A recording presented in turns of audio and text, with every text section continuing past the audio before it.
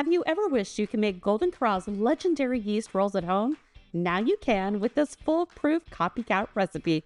So let's get started on making Golden Corral's yeast rolls. First, you're going to heat your milk, add butter, water, sugar, mix in the yeast, and let it foam. Then you're going to add in egg, salt, and 4 cups of bread flour. You're going to knead until an elastic dough forms. Adding flour is needed.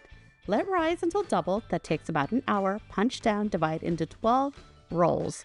Roll each roll out into a beautiful shape. And then you're going to put them on a lined tray, 1 inch apart. Let rise again. Bake at 375 degrees for 15 to 20 minutes or until lightly golden brown. Brush with melted butter. Soft, fluffy, buttery perfection, just like Golden Corral. Bake these rolls today. Tag me in your photos. And hey, if you love copycat recipes, why not come to copycat.com? We have more recipes.